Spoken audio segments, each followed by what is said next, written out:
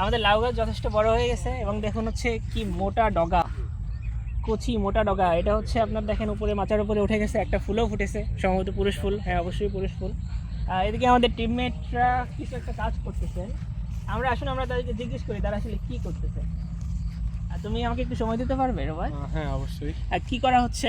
আজকে আমরা এখানে যত লাউ গাছ আছে সেগুলা দেখতেছি যে কি অবস্থা, নিচে পড়ে গেছে কিনা, আর নিচে কোনোটা ছুটে আছে কিনা, সেগুলো আমরা লাগিয়ে দিচ্ছি এই লাঠির সাথে, যাতে এটা উপরে উঠতে পারে। এরই সাথে আমরা 1G কাটিংটা দিয়ে দিচ্ছি এখন।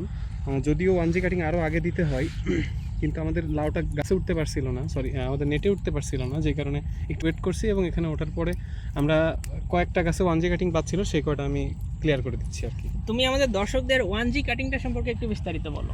আসলে 1G কাটিংটা হচ্ছে লাউ গাছের জন্য প্রথম যেই ডালটা বের হয়েছে সেখান থেকে 10 থেকে 12 পাতা হওয়ার পরে ওর আগাটা কেটে দিতে হয়। তাহলে আগাটা কেটে দিলে কি হবে, সেই আগা থেকে নতুন করে ডাল বের হবে। আমাদের এই গাছে হয়তো 1G কাটিং দেওয়া হয়েছিল না, সেটা আমরা এখন দিব।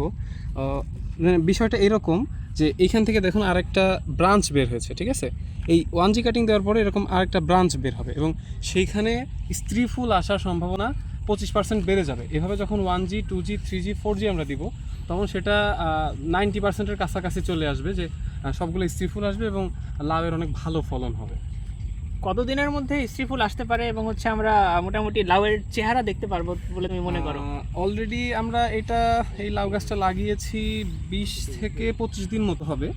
তো আলহামদুলিল্লাহ এর মধ্যে আমাদের ফুল আসা শুরু হয়ে গেছে। ওই গাছটাতে স্ত্রী ফুল চলে আসছে এবং পুরুষ ফুলও আসছে। আমরা সেখানে কৃত্রিমভাবে পলিনেশন করার ট্রাই করছি, যাতে এগুলা মিস না যায়।